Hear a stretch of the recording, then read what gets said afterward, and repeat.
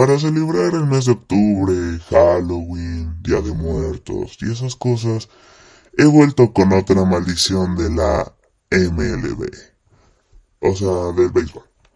Esta vez hablaremos de la gran maldición de la cabra, adueñada del equipo de Chicago, los famosos Cubs, o cachorros en español. Descubramos un poco de su historia y sobre esta maldición. Yo soy Galactic. Comencemos.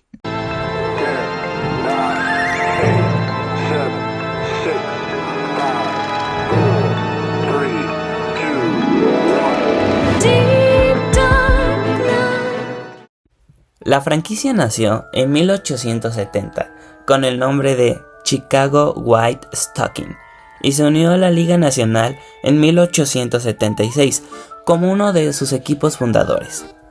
En sus primeros años, los White Stockings contaron en sus filas con jugadores de la talla del pitcher Albert Spalding y los infielders Rose Barners, Deacon White y Cap Anson, la primera gran estrella del béisbol estadounidense.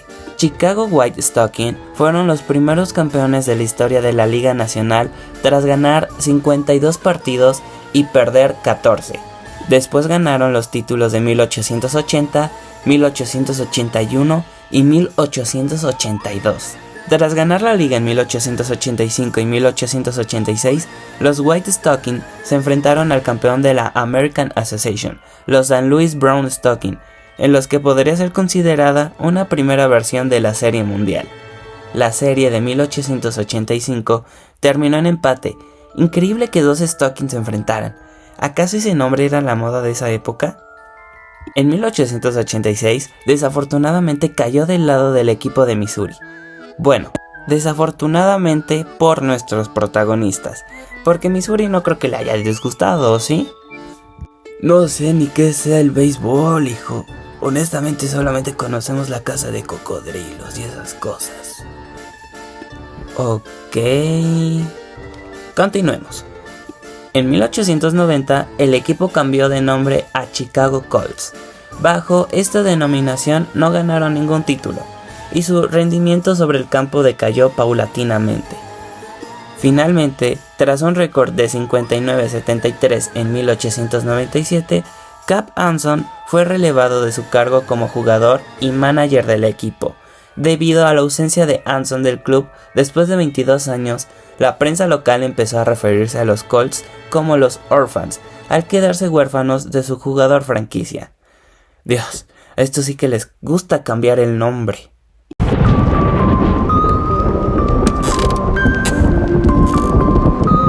En 1902, Albert Spalding vendió el equipo a Jim Hart.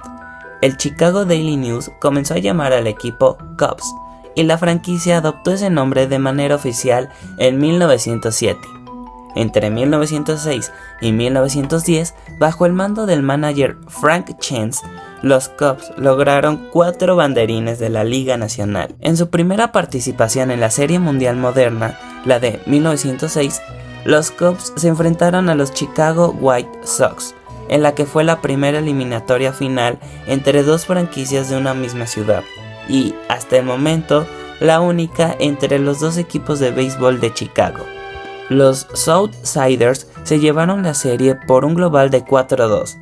Los Cubbies se redimieron en los 2 años posteriores, al imponerse en la World Series de 1907 y 1908 a los Detroit Tigers de Ty Cobb.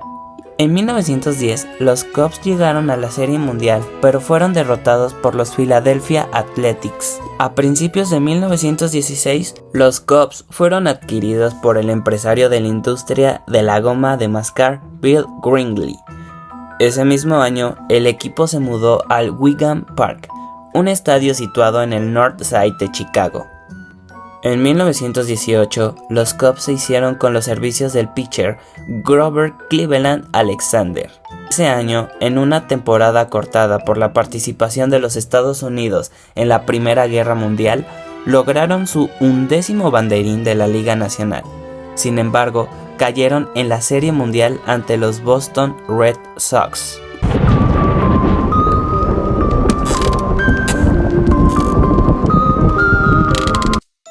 En 1929, los Cubs se proclamaron campeones de la Liga Nacional y se clasificaron para la Serie Mundial 11 años después, en la que cayeron ante los Philadelphia Athletics. Fue el inicio de una racha en la que hasta 1938 el equipo obtuvo el banderín de la National League cada 3 años. Sin embargo, los Cubs no pudieron ganar el título mundial en ninguna de esas ocasiones. En 1932 fueron derrotados por los New York Yankees, en 1935 por los Detroit Tigers y en 1938 de nuevo por los Yankees. La Serie Mundial de 1932 es recordada por el gesto que hizo Babe Ruth durante el tercer partido de la eliminatoria, que se celebró en Wrigley Field. En la quinta entrada, el jugador de los Yankees señaló hacia la grada central del estadio, y justo después de un bateo de home run a esa dirección, esa acción pasó a la historia como el home run anunciado de Babe Ruth. Tras unos años en la mitad baja de su liga, los Cubs regresaron a la Serie Mundial en 1945, por una diferencia de solo 3 partidos sobre el subcampeón de la National League de este año, los St. Louis Cardinals. En la Serie Mundial se enfrentaron a su rival de 1935, los Detroit Tigers.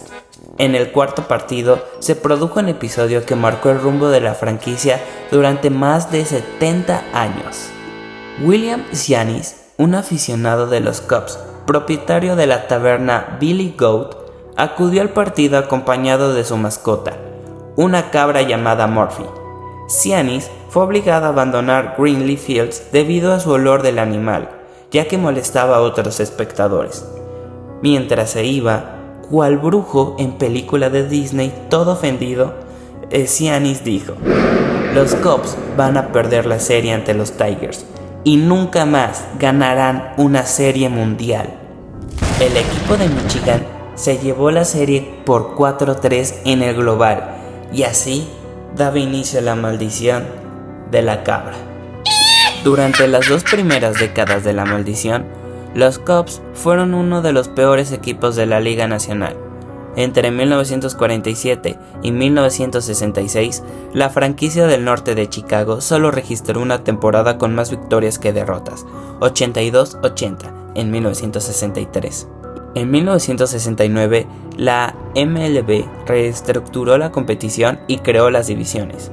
Así, los Chicago Cubs quedaron encuadrados en la División Este de la Liga Nacional junto a New York Mets, Montreal Expos, Philadelphia Phillies, Pittsburgh Pirates y St. Louis Cardinals.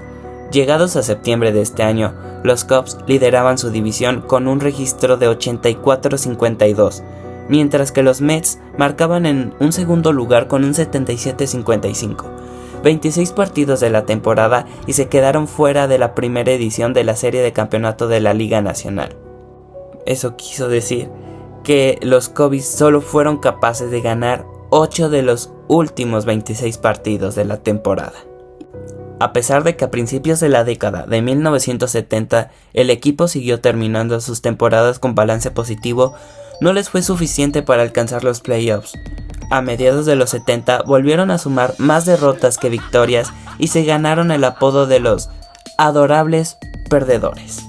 En 1977 comenzó bien para los Cubs y antes del parón por el All-Star llevaban un 54-35 de balance y lideraban la National League Este, pero al igual que en 1969 sufrieron un colapso y terminaron en el cuarto puesto de su división a 20 partidos de los Phillies. En verdad, qué duro y vergonzoso debió ser en ese momento ser fan de los Cubs. Yo que tú me la pensaría 2 veces antes de correr a un tabernero con su cabra.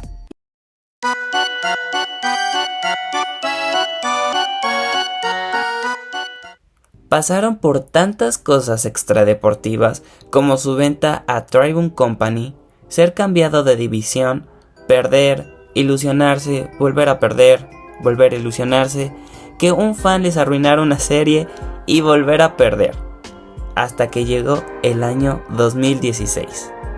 En 2016, los Cubs fueron el mejor equipo de la National League tras firmar un registro de 103 victorias y 58 derrotas y un empate.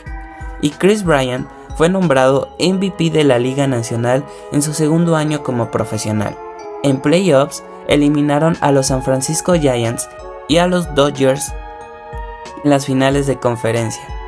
Los Cubbies lograron así su 17º banderín de la National League y el primero desde 1945. En la Serie Mundial de 2016 se enfrentaron a los Cleveland Indians. La franquicia de Ohio llegó a liderar el global en la eliminatoria por 3-1.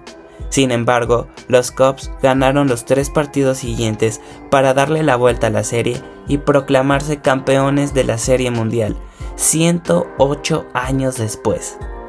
Momento. Se supone que la maldición inició en 1945. ¿Cómo es posible que sean 108 años? Bueno, la gente relaciona su sequía con la maldición porque van de la mano, ya que el último campeonato que ganaron fue en 1908. Pero cuando parecía que ganarían en 1945 fue cuando la maldición cayó, logrando que no volvieran a una serie mundial. Es por eso que en 2016 se celebraban 2 logros: acabar con la sequía de 108 años y terminar con la maldición de la cabra que duró 71 años de llegar a la serie mundial. Y así es como termina otra gran historia de parte de Cronstar Sports. Nos vemos en nuestra gran historia emocionante y de maldiciones para el próximo año. Adiós.